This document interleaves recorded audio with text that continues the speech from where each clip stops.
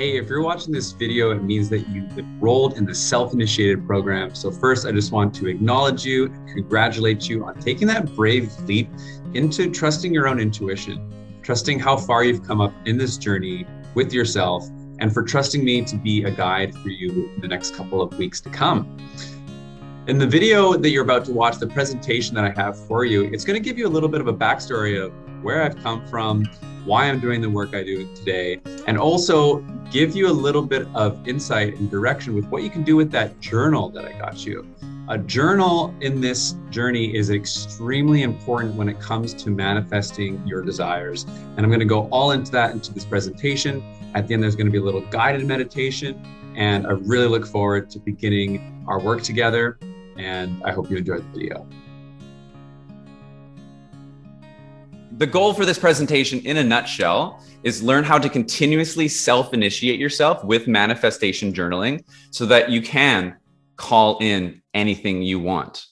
For example, for many of these things, it seems far-fetched. And if you don't understand how important journaling thoughts are in correlation with your own self-worth and manifesting abilities, then of course the universe and the world around you isn't going to respond.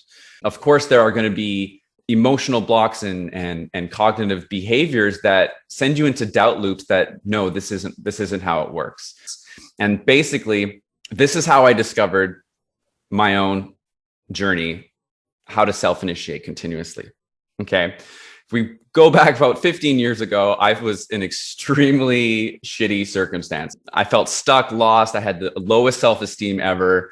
You can see me there. You can probably guess what I'm reaching for. God knows what it was at that time. But I was at a point in my life where the circumstances felt to be unchangeable. It was like Groundhog Day every day. I never fully allowed myself to be given permission to take charge of any situation. And it just felt like life was happening to me, like that's life kind of mentality. So I'd begun to normalize my lowest potential with this abusive behavior and toxic thoughts because I convinced myself that's what I deserved. And I was on the road to self-destruction. And it came at full force, this really, really unfortunate loop I found myself in, having to deal with the pain through addiction, having to feel validated by someone who didn't entirely love me. So I was in an abusive, toxic relationship.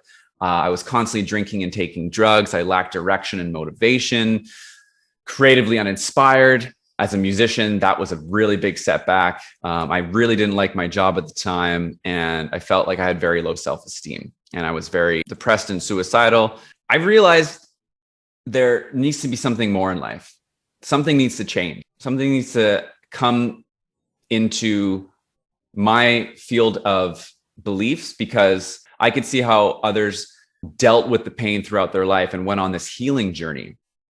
And so I started writing out my thoughts. I started putting pen to paper, and through initiating this journal, this was a way in which I began to take control over my circumstances and start letting go of fears of the future or regrets in my past, whether things had happened to me or things that I had done. I was ready to forgive myself and live presently. By writing with reverent intention the life that I wanted to begin to live and the qualities it needed to have. So I wanted to feel and be empowered. I wanted to feel creatively inspired and artistic. I wanted to surround myself with nature and its abundance. I wanted to connect with nature as well. I wanted to be able to connect and help others, being of service. I wanted to perform music on a regular basis. And as an aspiring young musician, that was really important to me. That's how I could fill my cup up. And I also wanted to be culturally and spiritually inclined. I felt like living and growing up in Montreal, I could, really fit into the groove of what people were expecting of me. But deep down inside, I was expecting more from myself. And so the very next week, I was given an opportunity to change everything I saw. As I saw a photo of my friend in Cambodia, and he looked like he had found the freedom that I desired. This was the exact photo. I was like, damn, that looks good. And I don't know how to get there. I don't know how I'm going to get there. I don't even know if there is a possibility, but it had every quality I had written down pretty much, and which catalyzed a profound shift in my ability to listen and follow through with my intuition as to what it was telling me. And this was the beginning of my own self-initiated awakenings. And it sparked a whole huge adventure just by listening to my intuition and having it written down. It sparked my self-discovery of venturing with purpose. I had bought a one-way ticket to India and gotten there just in time for Hollyfest, which is the spring equinox, to experience a radical culture shock. And then to Cambodia, where I lived for almost 2 years, and was able to check off each quality I had written down in the journal. I had got a job teaching English. I was helping others, being of service. I had studied at a creative art therapy center called Ragamuffin. I hosted a weekly open mic and also joined a number of musical projects. There's creativity and performing on a regular. And then I discovered a bit of my own spirituality and my inner essence, my core being and who it was, void of identity, on a very profound level, shifted my consciousness through meditating in the beautiful temples that were all around Cambodia. And obviously I had an unlimited supply of fresh coconuts. And I don't know if you've ever had an unlimited supply of fresh coconuts, but you're pretty much top notch on your game, hydrated, potassium through the roof. And just to go a little bit more into what creative art therapy was for me, it was a chance for me to study with Kit Loring and Carrie Herbert, and they shared profound healing modalities within a creative lens. In essence, led me to facilitating a lot of different things out there. It led to uneclipsing from emotional blockages, stagnant energy, and negative narratives, which all starts with the voice, all starts with allowing that inner artist and being given full permission to be creative. It also allowed me to be an English teacher in Phnom Penh, where it became a passion of mine. And I learned to connect with aspiring Cambodians dedicated to expanding their English knowledge. And this for me was a really, really profound sense of purpose that became incredibly rewarding as both teacher and student shared their knowledgeable gifts with one another. And the following 8 years pretty much just cascaded into that, all self-initiated through writing down what my needs and wants were, what my intuition was telling me, no matter how hard it was to believe. It led me to a lifelong companion when I wrote down I will find unconditional love in 2017. It led me to finding a deeper connection with nature when I asked if I should stay in Tofino and learn how to surf. And out of 300 people, I won this raffle with a picture of the universe on it. And if that's not a sign, if that's not a synchronistic breadcrumb that you need to follow, I don't know what is. It also led to creative endeavors and adventurous touring with a bunch of musicians, where I set the intention of wanting to tour with live musicians. Within the next year, I will go on tour with a band. And I went on tour with Buckman Co., this beautiful soul funk reggae group that was, they're based in Vancouver. We went to Singapore and Japan 2 years ago. And it also, of course, led to my dream partner, which she actually manifested me.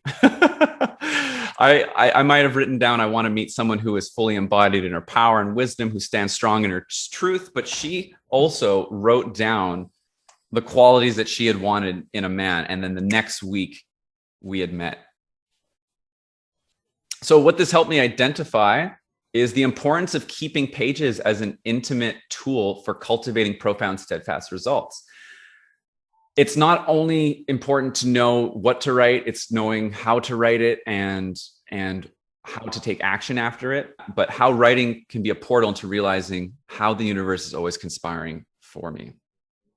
All our desires are valid and waiting for us. It distinguished what serves and doesn't serve me. Very, very important when we're talking about what limits us in our life and what expands our consciousness and it expands our potential and our creative abilities, so that it can bring me closer to living the life I want to.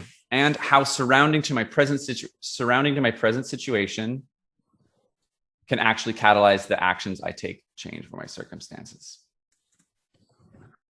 So through self-initiating, it has taught me to know my worth, to know your worth. Don't settle for anything less than what you deserve. Make clear distinctions on the limiters and expanders of life. What inspires you are the fruits of your imagination wanting to be realized within the playing field of life, as we are creations of nature herself. Listening to your intuition requires bold action. No matter how ridiculous, it can result in extraordinary up-leveling.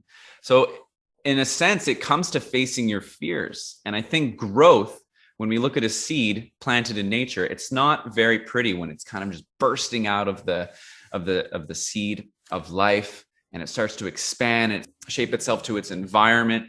But I believe that we are all trees wanting to expand in all directions. And the things that are holding us back ultimately are ourselves. So hammering it home, how it all changed my life is that I was able to form healthy, supportive relationships, have multiple jobs that allow me to help people follow their intuition, bodies and nervous systems, and create creative endeavors. I also do craniosacral therapy, guitar and Ableton lessons, and recording services. Endlessly making music. I mean, I can't stop. It's almost an obsession. And it's allowed me to expand my connection with nature, having fallen in love with surfing.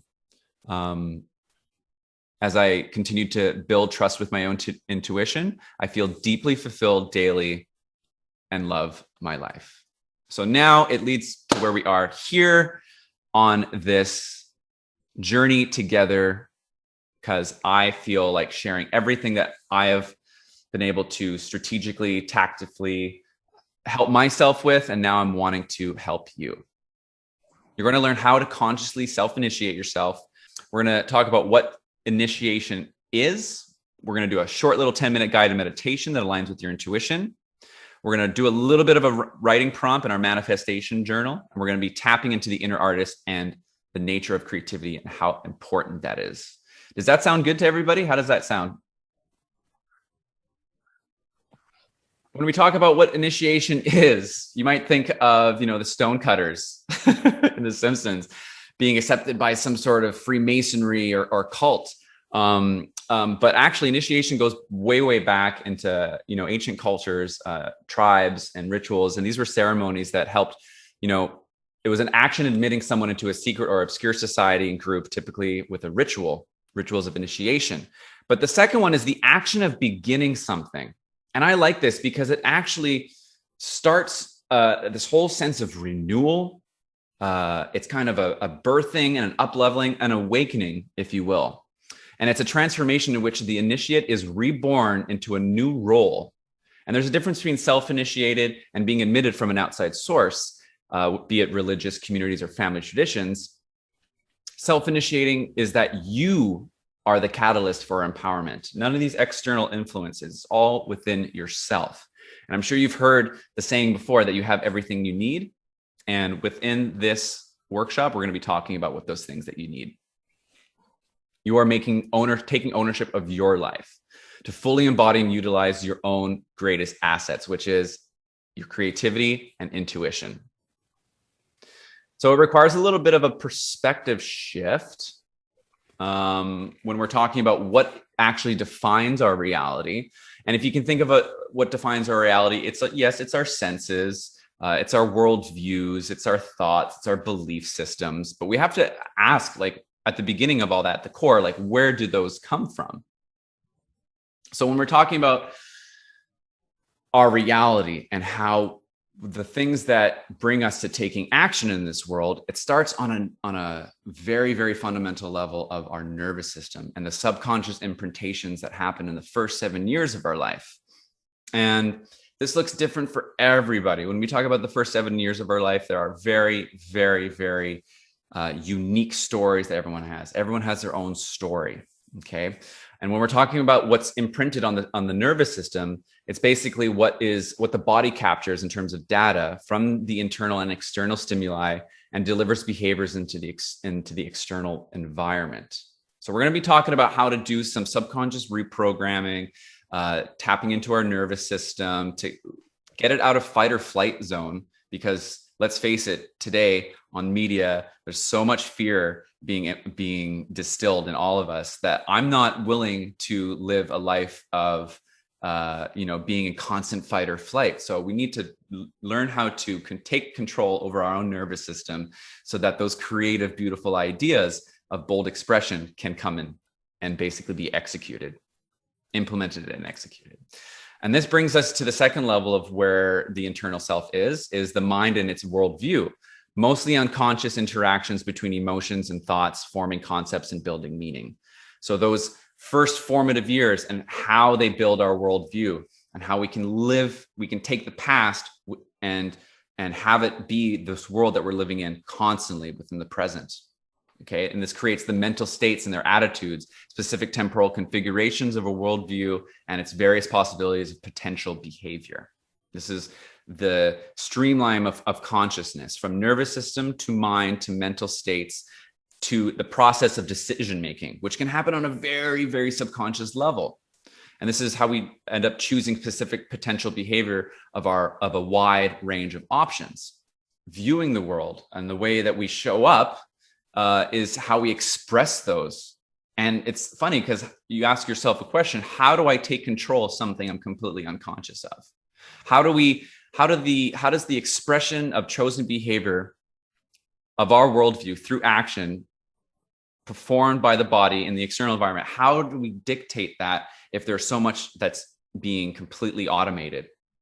Well, self-worth, we talk about what comes out of us is the result of what we put in us. And when we become a little bit more conscious of what we're putting in us, our world radically changes. So on a physiological level, what self-worth looks like is, the fundamentals, the things that we tend to take for granted, like breathing, food, water, sex, sleep, homeostasis, being in a state of balance, and listening to our body, listening to what our bodies need on a fundamental bodily level.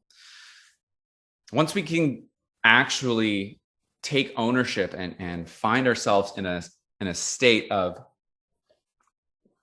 balance by giving our body what it needs, we can feel more secure in our body. We can go to the next level of security and stability, and what that looks like in terms of our community, our network, and where we are in our environment. We know what our body needs. We know what our environment wants to look like. Then we can start to begin these deep connections within our friends, our family, sexual intimacy. And these are ways to up-level essentially our own capacity to receive and to give love. And with our capacity to give and receive love comes in our innate abilities to, well, not innate, actually, this looks different for everybody, is our self-esteem, is our confidence, and how we can feel ready to take on certain challenges, how we can feel in regard to others, their perceptions, and how much we're also willing to limit ourselves from that as well. How to create boundaries. Self-actualizing is pretty much the top of this beautiful pyramid that we have, which is a journey for everyone that moves at the speed of their own trust. And that comes with creativity, our spontaneity, our ability to problem solve, which I think is creativity, lack of prejudice, and acceptance of facts. But these are a good little check-ins to see on how you're able to getting what you need and what you desire. Okay. So looking at this ongoing journey of self-worth, we can start with the fundamentals. If we look at life as an offering, we know that there comes a time where we have to have a conversation with ourselves to question our own integrity with our intuition and to parent its growth. Are we listening to these needs? Are we getting this, the needs that we desire on a physiological level? Are we feeling safe? Why aren't we feeling safe? What are these elements that are not making us feel safe? How can we feel safer? Do we feel the deservingness and the capacity, ability to give love and receive love? What are we feeling in terms of how are we consciously interacting with our own sense of self, with our ego? And how are we using creativity and our morals and our worldviews to solve problems, to bring beauty, to boldly express ourselves? Because some of these voices are often ignored within us, and but they help us unlock the parts of ourselves that bring us to the next stage of life. How to begin initiating, writing it out. Okay, I can't express how important it is to write it. I have a bunch of journals all around me constantly. And when it comes to writing it, giving space to these beautiful thoughts that we have is a way that we convert energy into matter, into action. It's not enough to think about it. but it's the first step of getting it outside of you by putting it on paper. And this looks unique to everyone, because what inspires you on a deep level is very unique and pertains to the individual. And that's pretty much what you take from the world around you.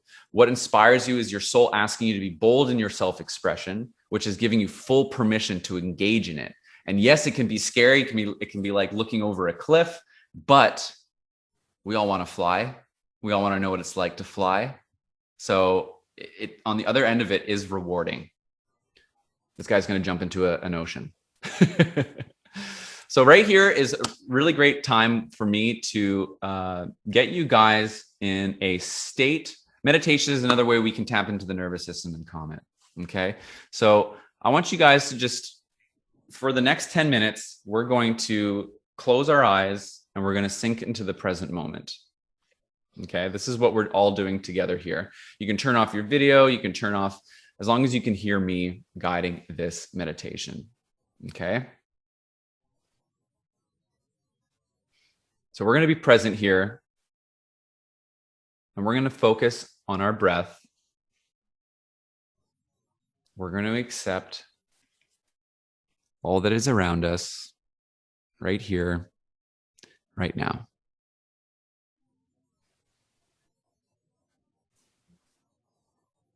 We're not going to be regretting the past.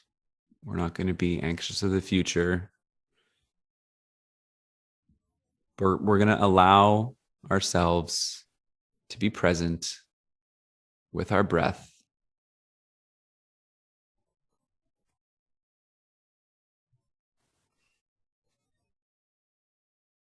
And I want you to feel, with every breath, the part of you that is entirely unique to you. There's only one you.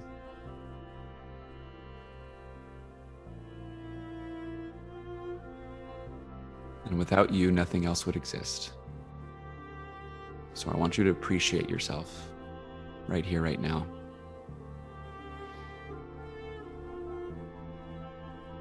I want you to appreciate how every fiber, every atom in your body loves you and how it needs you.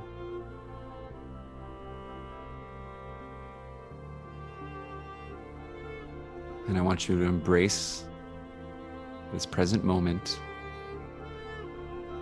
as the first and last moment you will ever be in. Feeling that you have within you this vital life force as you are right now, void of judgment, void of external influence. As someone who has needs, who has desires, because they are yours and they're there for a reason. And we need to listen to that. We need to honor what our soul, what our intuition is telling us. And how we do that is by making record of it, by giving it space to exist. So let's take one big breath together.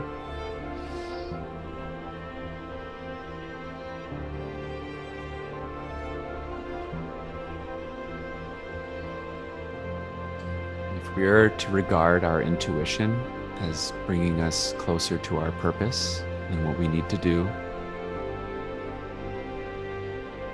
to exist, we all have gifts to give. It's the first thing that comes to mind. Your values, strengths, personal attributes.